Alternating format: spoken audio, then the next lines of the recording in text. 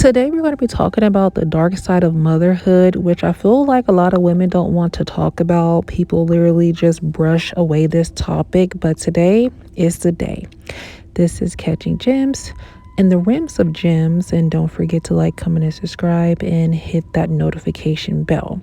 So, let's talk about the dark side of motherhood because there's a lot of different type of exploitation when it comes to motherhood. But let's talk about the basis of why being a mother brings you status. Okay, this is why a lot of people want to have a family and children, because women get sympathy when they are mothers. They get a lot of excuses to be had, their behaviors to be had, because she is a mother. You can definitely see day to day with the baby mama, baby daddy drama. One person says he's a deadbeat. The man is saying that she's a deadbeat, but they both have a connection and they're lacking their attention of why they wanted the child anyways. But we're going to be talking about the mother, because the mother can definitely weaponize her children against her father, against the grandmother, against the sister, in order to control the narrative as well. People don't really want to talk about that, how they will use their children for sympathy to gain an advantage, to get their way, because people are going to start feeling bad for the children. But no one is speaking about the reckless decisions that the mother is making, especially the mothers that are having multiple children. Because you have to remember, each breath your child takes, someone is taking their last. That is the trade.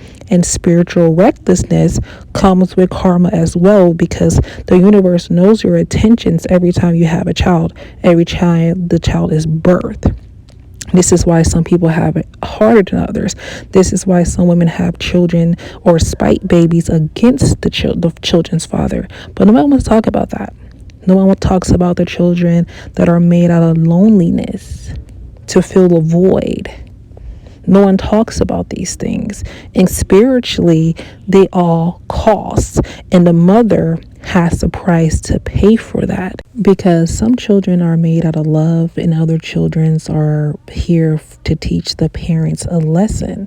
Some children are here as their parents' karma. There's children out here, there are spite babies, and there are a lot of children out here that were here to fill the void of the loneliness, especially of the married women that are actually single and their man is cheating on them, and then they have another baby to deflect from all the challenges in their marriage. So to keep that marriage intact, she gets pregnant just so she can have her friend at home and that she can do something while he's out there, living his best life.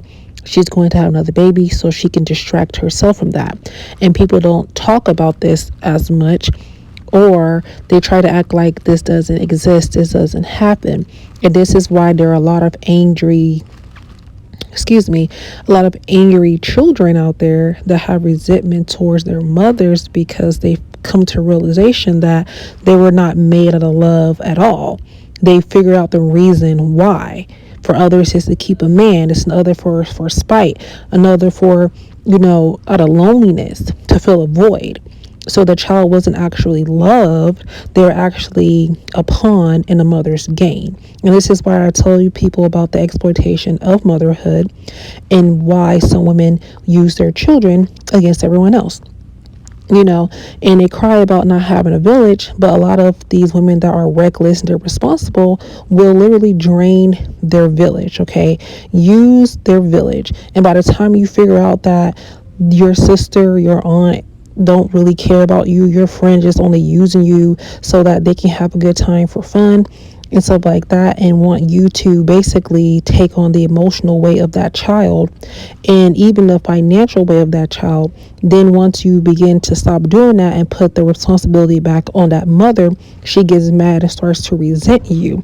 She starts getting an attitude. She starts saying that people are selfish around her, but indeed she is the selfish one, because the person that carried that child is the person that has to pay the price for that child, because the person that took their last breath gave that for you, and you have a heavy cost to pay.